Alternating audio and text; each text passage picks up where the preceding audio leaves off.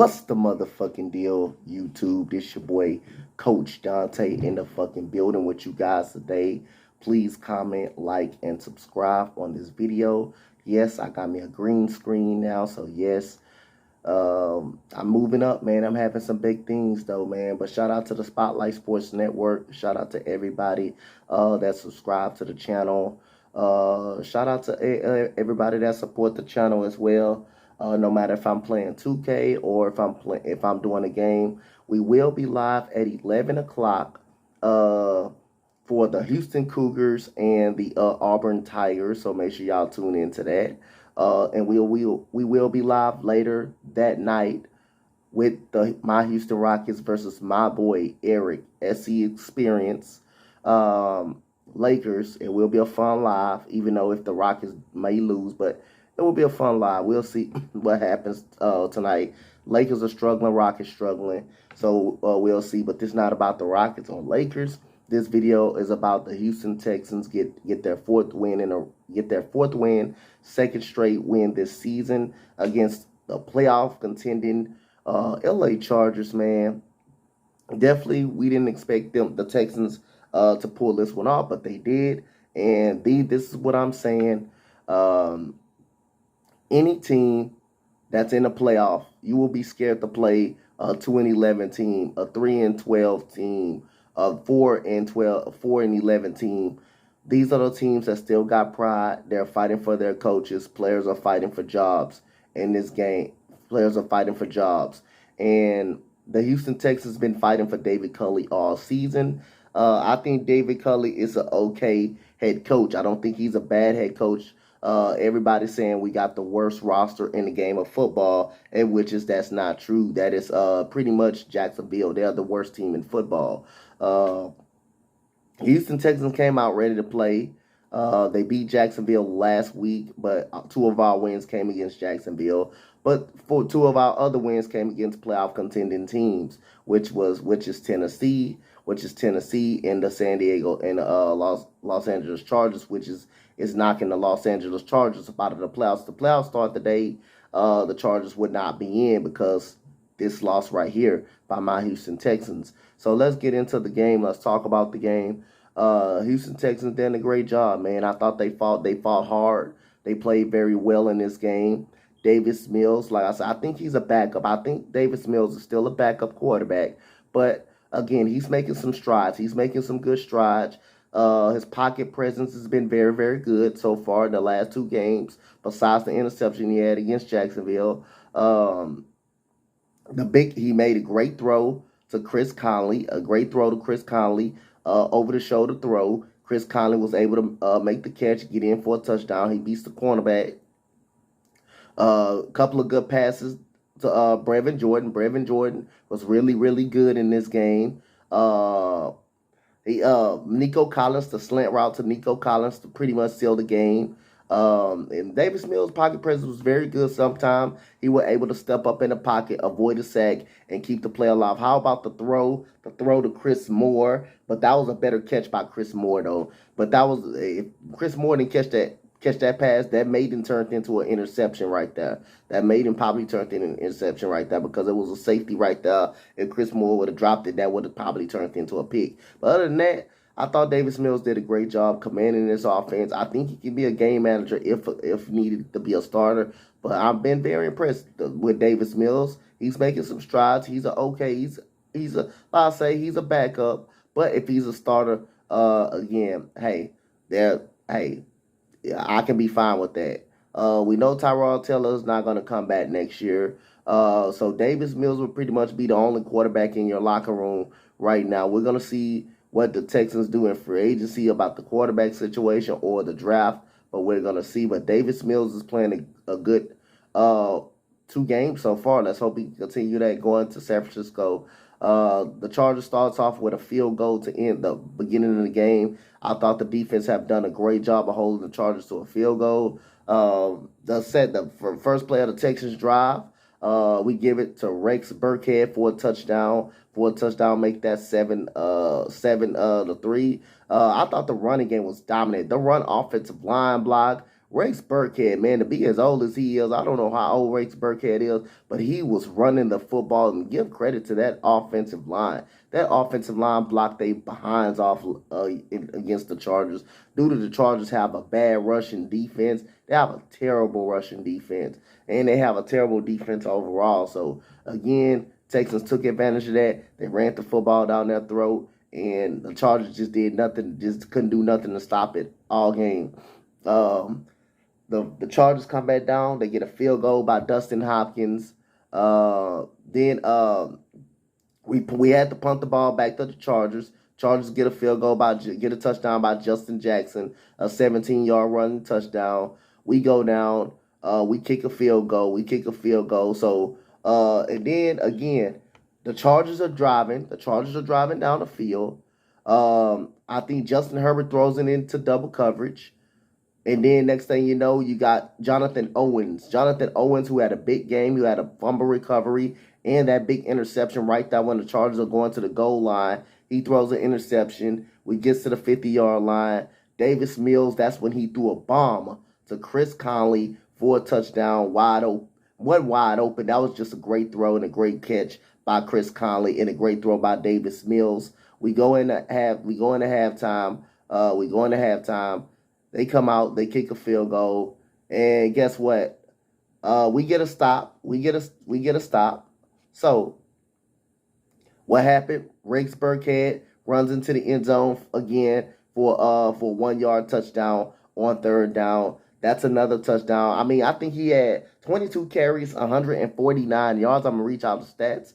But Rex Burkhead was running that football, and the offensive line blocked their tails off. The very next play, we get a fumble. We get a fumble recovery on Justin Jackson again. Guess who came up with that fumble? Jonathan Owens came up with that fumble. We kicked a field goal on that in that opposing drive, make it 27-15. And then the Chargers gets on this long drive. They score a touchdown, a 9-yard touchdown run by Justin Jackson, and then a 2-point conversion created by Jared Cook. And then we go down the field. We go down the field. We got a pass to Nico Collins. We got a pass to Nico Collins on a slant route. But Rex Burkhead on that drive right there, he dominated. Good runs by Rex Burkhead. The offensive line did a great job taking off some clock. We ran. It was about 5 minutes or 6 minutes, I believe. It was 5:50 when we got the football back. We ran almost 3 minutes off the clock. It got to 2 minutes and 32 seconds right there, and we damn near ran out the clock. And then Davis Mills, the surprise, Tim Kelly calls a slant route and worked. Nico Collins gets in for the touchdown.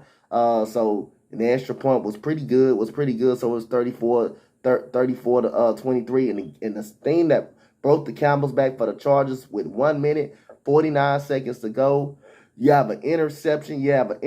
By Justin Herbert. Thomas able to get in front of him, catch the interception, runs it all the way back for a 48-yard touchdown, pick six.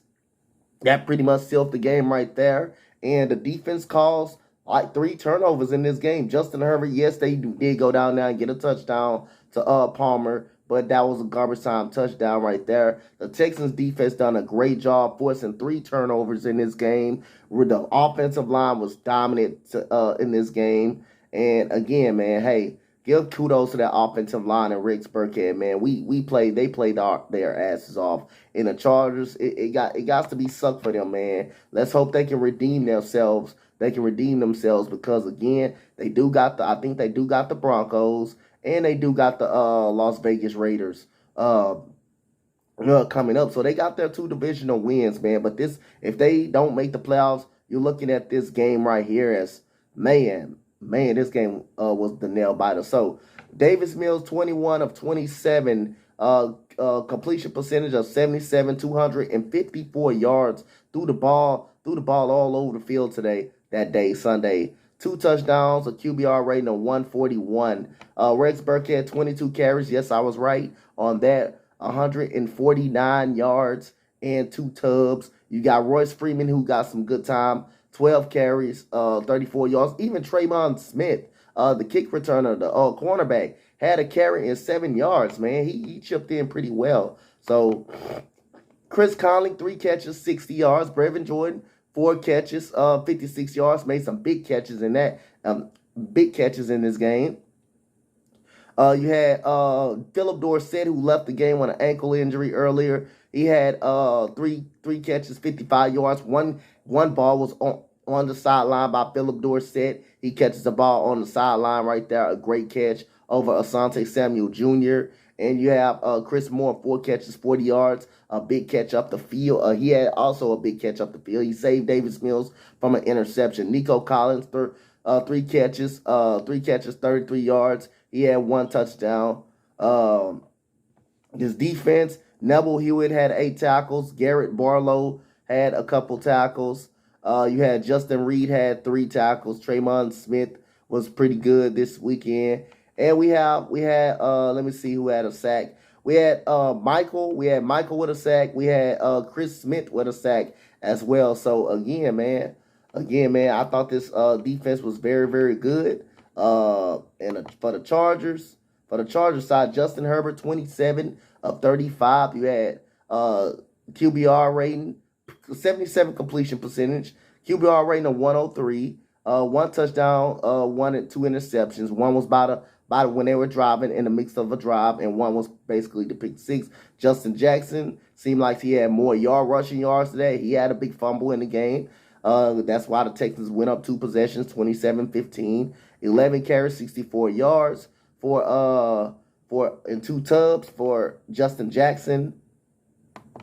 And you had Justin Jackson also was a part of the receiving game, 8 catches, 98 yards. He was your best receiver in this game.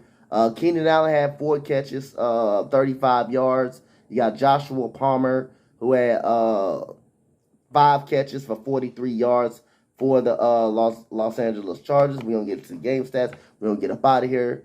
Time of possession, Texans control the clock, 35-25. That means you were running the ball very well. You were keeping Justin Herbert on the sideline.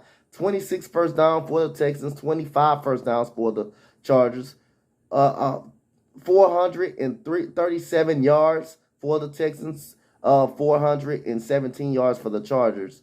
You got 248 passing yards for the Texans, 328 passing yards for the Chargers. You got 189 rushing yards for the Texans, and you also got 89 rushing yards from the Chargers.